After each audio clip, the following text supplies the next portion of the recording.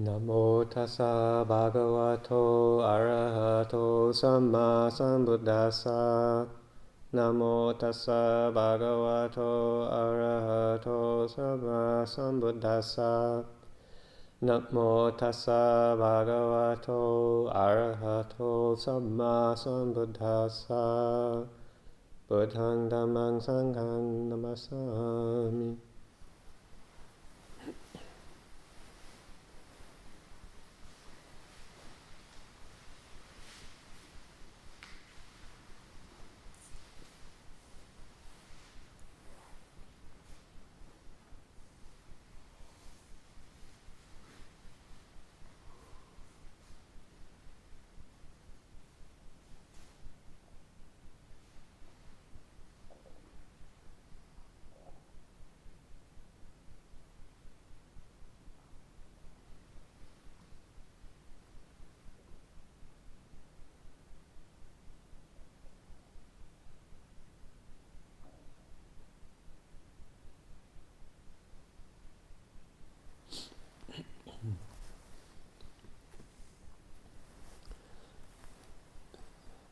One pra night, the new moon, no light in the sky from surrounding city lights or anything because the power's been off now for 24 hours. We've made it through 24 hours without any power during this planned power outage because of the high winds and extreme fire conditions. And it being a new moon, pretty much all that's up above us to see is the vast array of stars, the Milky Way. There's kind of a sense of peacefulness around it.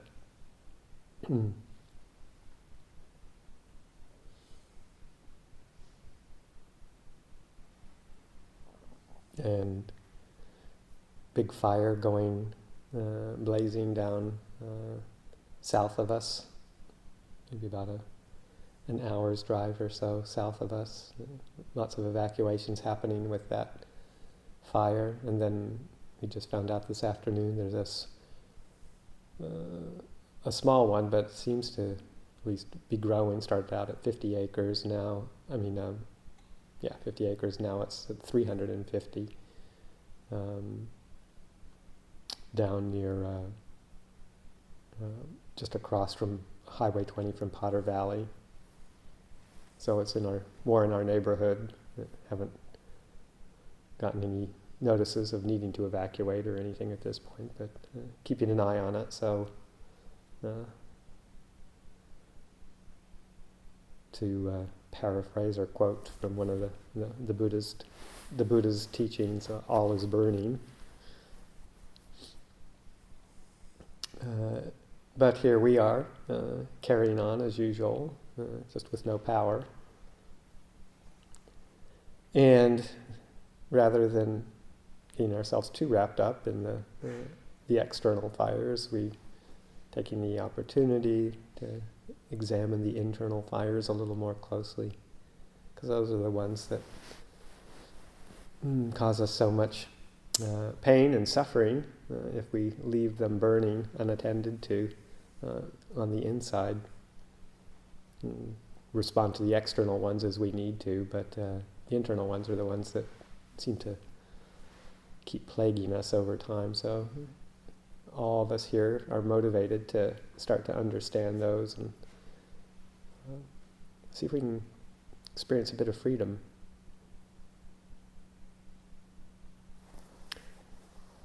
Pa gave a lovely talk last night, and almost feel like that's enough for a week or two to go on, talking about this potential for having a clear awareness and a state of not being caught up and absorbed in and clinging to all the various afflictive mind states that we get caught up in most of the time. He quoted a phrase from Upasaka Gi that I've often found very useful as well to recollect, and just even saying those words brings almost a sense of peace and settledness, just by reflecting on them a little, just saying them. The comment of the fact that we can realize this state of an unentangled knowing, what she calls an inward staying, unentangled knowing, all outward going knowing cast aside. And Luang Por talked a fair amount about that experience and various aspects around it. And that's our ultimate reference point for really seeing the afflicted states of mind and being able to let them be what they are without holding on to them, having their own life and passing away through this unentangled knowing, clarity of mind.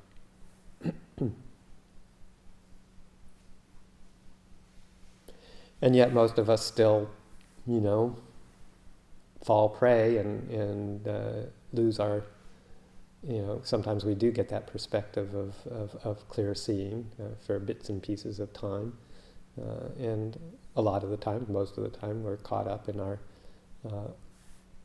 habitual tendencies, the ways that we see the world, experience the world, all the filters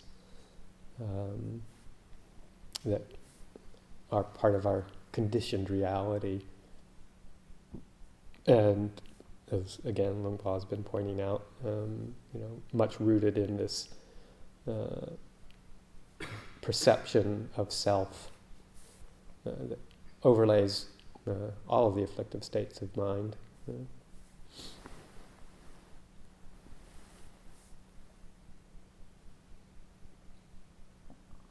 There's just so many ways that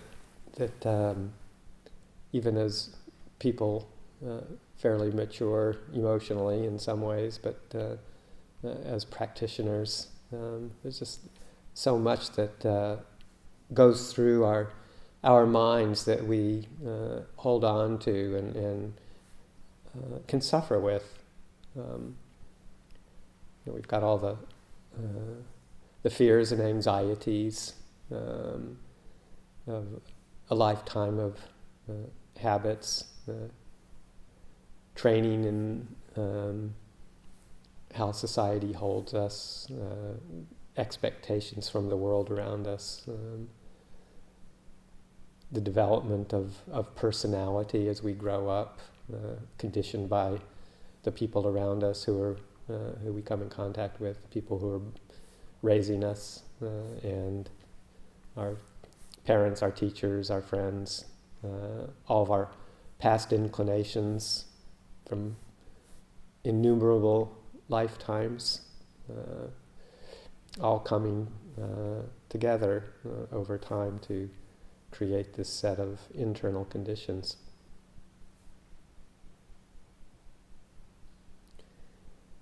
And particularly, it seems like in our Western culture, the fears and anxieties, well, it's everywhere, it's not just the West, that how people view us. We spend a lot of time wondering what people think about us, how we should be to gain people's goodwill, to gain their praise, their approval. Measuring ourselves up against ideal standards that we've come to learn are the ways that we should be in the world, the standards that created in society,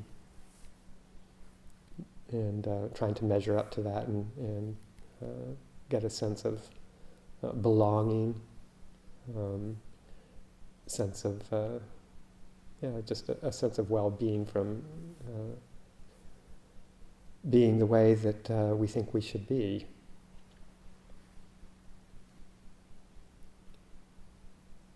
we've got all sorts of emotions that we experience that cause us difficulties, all the desires and yearnings and cravings, addictions, sensual addictions, all the aversions that we experience through our conditioning, the indignation, the irritation, all the judgments that we find ourselves coming up with against other people, and most importantly, all the judgments that we cast upon ourselves, the negative aversion states of mind. And then, again, all the identities that we carry around with us, the roles that we play in the world, the ways that we, like earlier in our lives, particularly like in our teenage years, we're casting around so much, trying to find out who we are and to establish some stable sense of self-identity in relation to the world around us. And people talk about the teenage years being that kind of identity stabilization period, that searching for and then solidifying a sense of identity. But I think that's actually what we do pretty much most of our lives. It's not just our teenage years. We'd be so lucky if we could get it all figured out by then. But we just keep on adjusting our identities in our roles in the world. All the ways that we identify and create stories around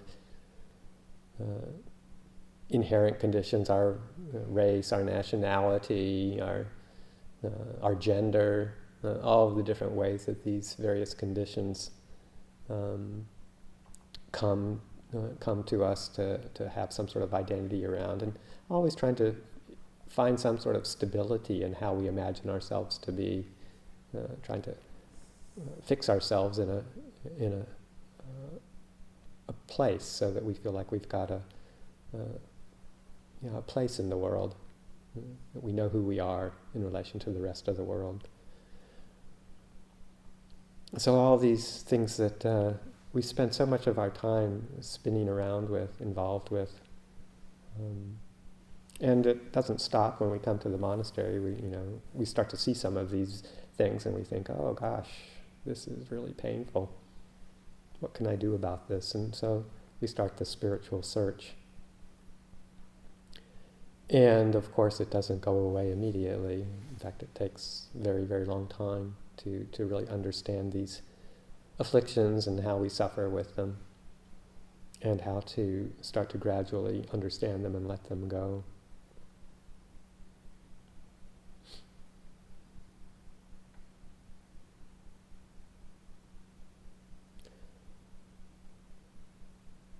So once we realize the normal strategies of distraction and trying to stabilize a sense of security and self in an unstable world, once we realize that that's not going to be the long-term solution, and we start looking for the spiritual path, then of course we start picking up different aspects of the spiritual path. Take up meditation. Why not take up meditation and see if I can get rid of all of my defilements by exploring my inner world and finding a sense of peace that will help me get rid of all of these unpleasant states of experience.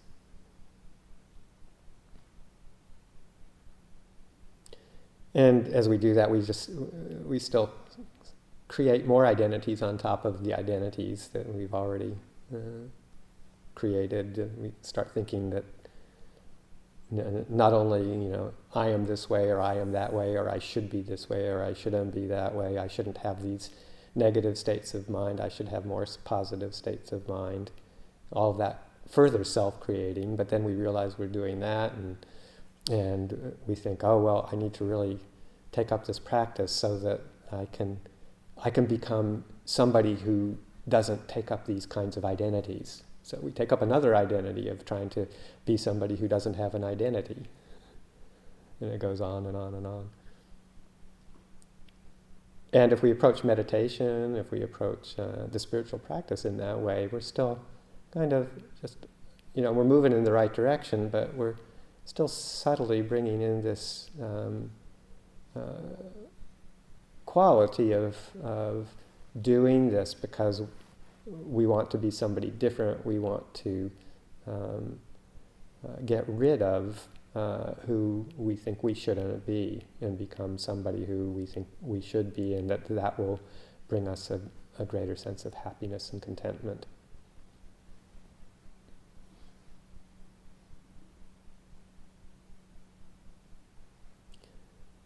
Yeah, and as Lumpah has been pointing out last night and in our Patimokkha Owada today, that it's just the furthering of this self-obsession, the conceit, I am, I making, my making.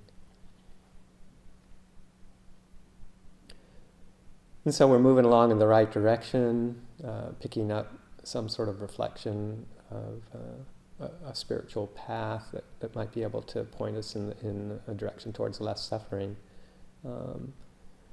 But as long as we continue to hold on to this notion of myself, me, and we keep entangling ourselves, we keep on working from this,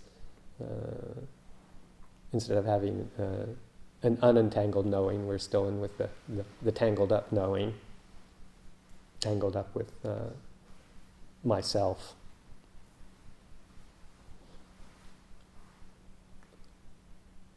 And it's kind of an attempt, in a way, to bypass what the work that we really need to do in terms of really recognizing the truth, the truths that the Buddha talks about, the Four Noble Truths, and particularly that very first noble truth of the truth of suffering, the truth of dukkha, that there is dukkha, there is suffering, and we can't bypass that through trying to become somebody different than who we are. If we take up spiritual practice with this notion of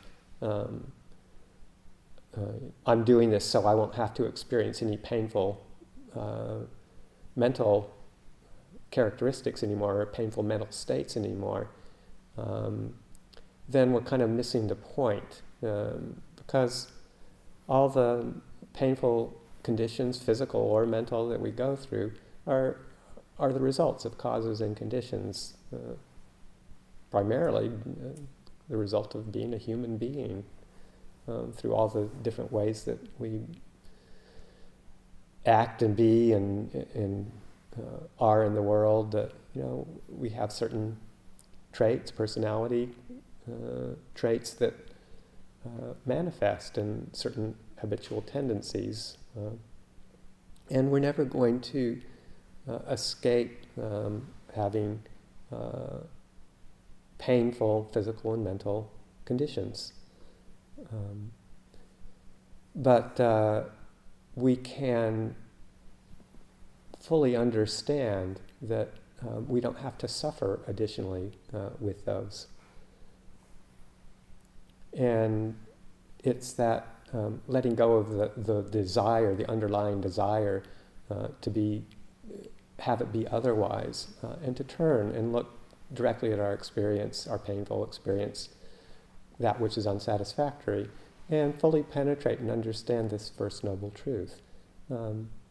And it's not until we actually turn and look and accept all of these habitual tendencies and see them as patterns that are the result of causes and conditions from the past, just manifesting in the present, and not get wrapped up in them either as personal failings or as something that we need to pick up a practice to get rid of, But really the real task is to fully understand them, to know them, and to see what it is that causes suffering around them. So we're not trying to get rid of them, but we're trying to understand them and see them so that we can get some space and with an unentangled knowing, watch them in their true nature. And it's that understanding and that not clinging to that Paul's been referring to, that's what gives us the release from the suffering. It's not that they'll go away, but that we can see them just for what they are, and particularly without this frame of this is who I am, or this is something that is mine that I need to get rid of. We just see it for what it is, and in that very clear seeing and not holding to, then that's where we're able to let go or abandon the cause of that suffering that we don't have to experience. The release from the clinging to these states of mind through the wish to be rid of them.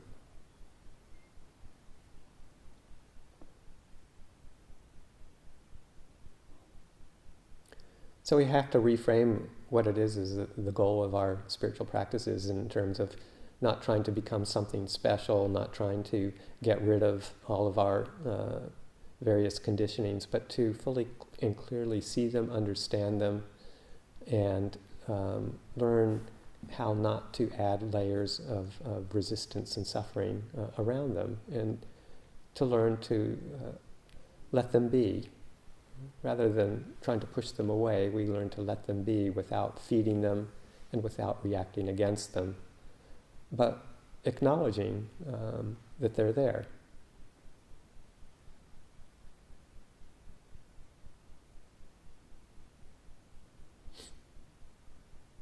So how do we get to that kind of state where we can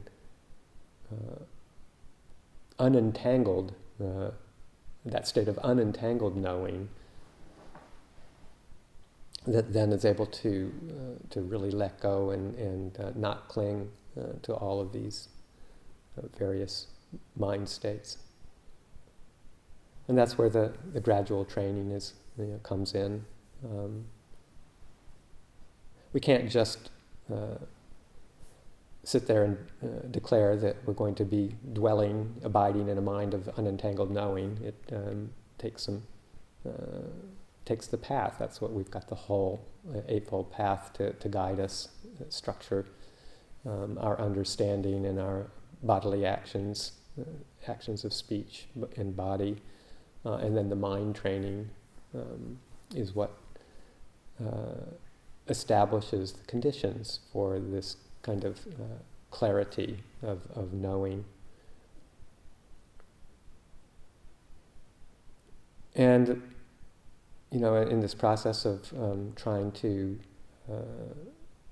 get that kind of spacious awareness that can see clearly and let go, we have to create some conditions through our meditation practice and our growing reflections that help create that space. And I think for me the most important one that I have to keep turning back to over and over again to get that kind of perspective is establishing the state of mind of kindness, of metta.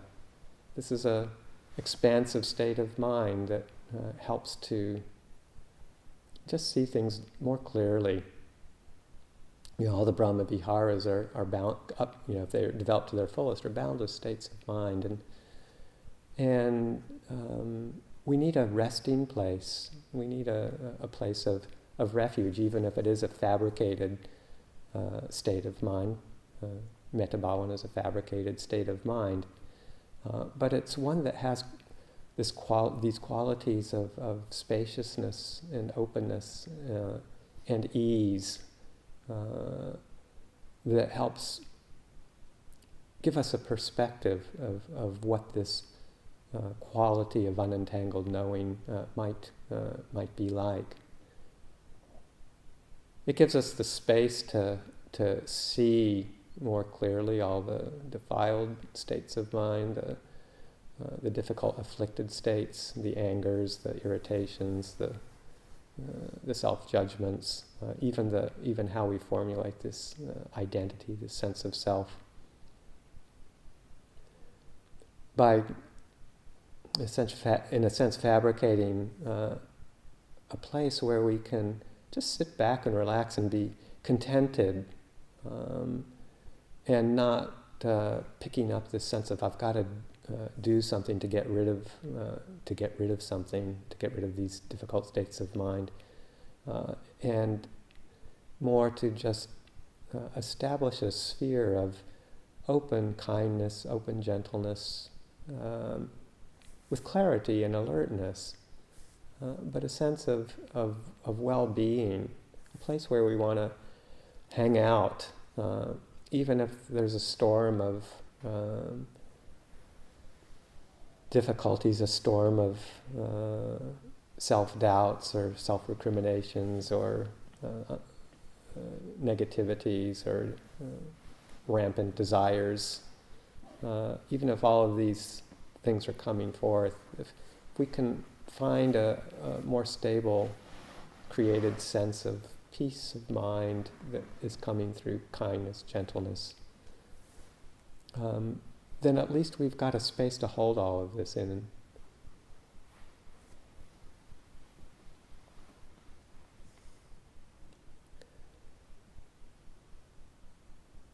So I find, a significant part, if not a lot of, maybe the most useful part of my practice is just going back to that quality of gentle acceptance as to whatever's coming through the mind. And I find that that's a place where just about all the hindrances can be held and seen, and not get overwhelmed with them, because all the desires, the cravings, holding that with just a sense of kindness, a spaciousness, to watch those as they arise and torment us, and then as they live their lives and pass on, if we can just have some patience and space around them, or the aversions, the irritations, all the things that people say to us, or the unfair conditions out in the world, the different, there's so many messages of anger and fear out in the world these days, but we can experience those without getting overwrought if we're holding them again in this sphere of gentle kindness, of acceptance, spaciousness. Or the dullness of mind when we just get so overwhelmed and want to check out, or the anxieties and agitations of restlessness, of mental agitation, and the storm of doubts that we can experience. All of these afflicted mental states can find their place in this expanded state of acceptance and kindness.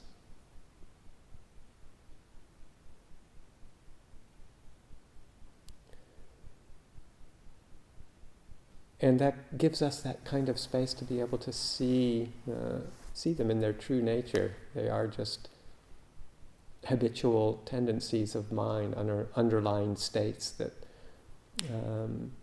are swimming around there, waiting to surface and find their objects to hold on to.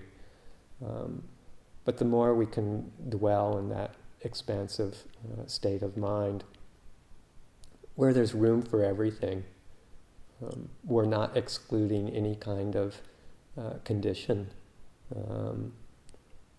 We don't hold a sense that it shouldn't be there. If it shouldn't be there, it wouldn't be there. And it's not like we're tacitly caving in or giving up, but that we're creating a space where we aren't entering and creating any more dukkha resistance to the existence of these afflictions. And then we can learn how not to feed them and reinforce them through our desire to be rid of them.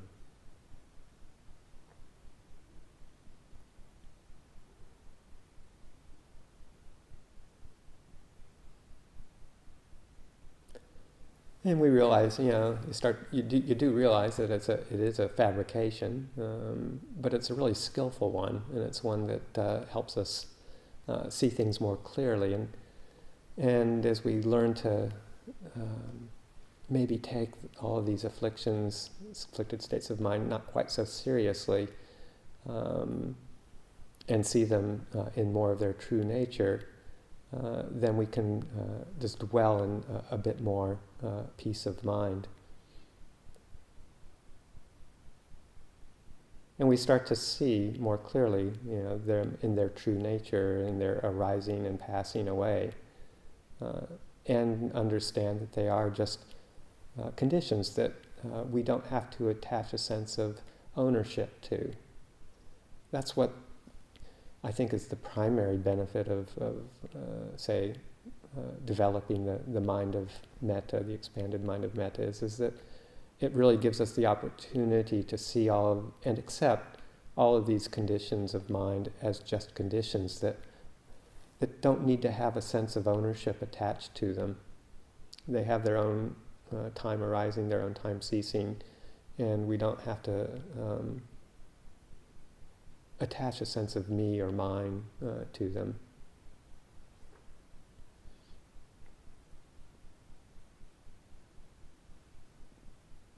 And we realize at some point that the state of metta, the state of kindness, as expansive and as beautiful it is, it takes some continuous energy to maintain that. It is a fabricated state of mind, a useful one, but also in its very subtle ways takes a certain amount of becoming energy to keep that going too. And then we start to turn more towards the process of relinquishing and letting go. Now that we've created a safe fallback place, we can always recreate that sense of spacious kindness to dwell in, to abide in. But we can also start experimenting with seeing that as a creation too, through will, through intention, and see what it's like to just let go and drop back into that sense of relinquishment, so that we don't have to actually keep recreating that, and see what that feels like. We can let go of all the hindrances and the afflictions and the underlying tendencies that cause us pain in that spaciousness of kindness, and then we can start to turn towards the kindness itself, the spaciousness of that created state, and drop back another step, another layer, and experience the deeper peace even of relinquishment, of even the sublime states.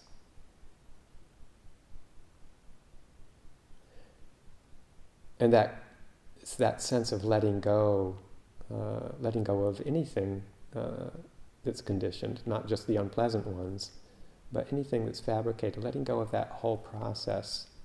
And it's a different kind of peace, it's a different kind of contentment, a different kind of bliss, if you will, that results from the actual relinquishment and letting go.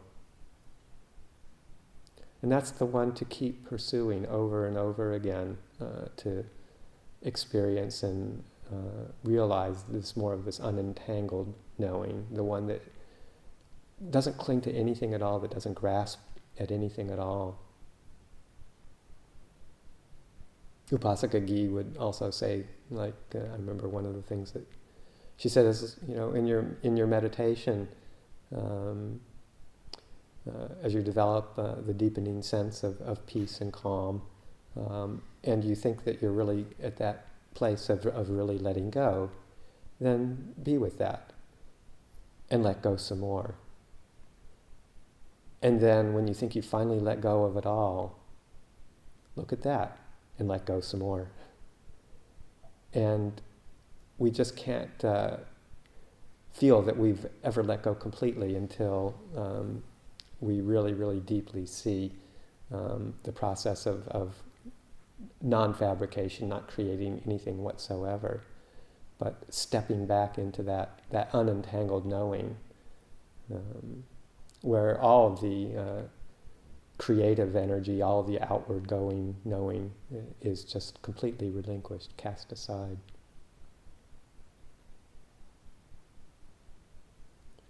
It's not an annihilation, but it's a complete stepping back from the world of creating anything, for better or for worse.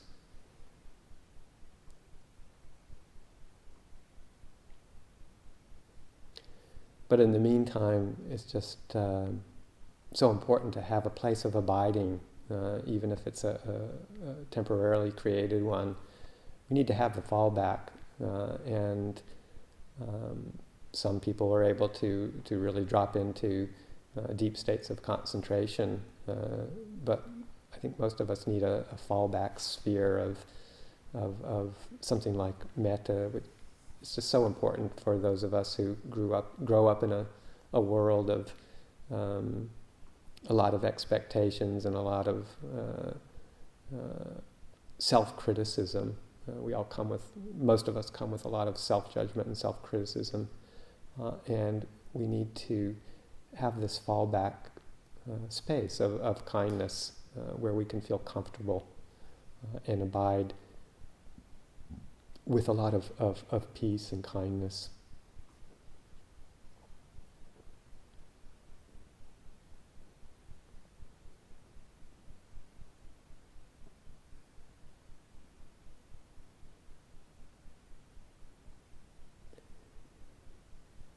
So I can't really think of much else to say tonight, just a few words of encouragement, and we'll call it an evening for this talk.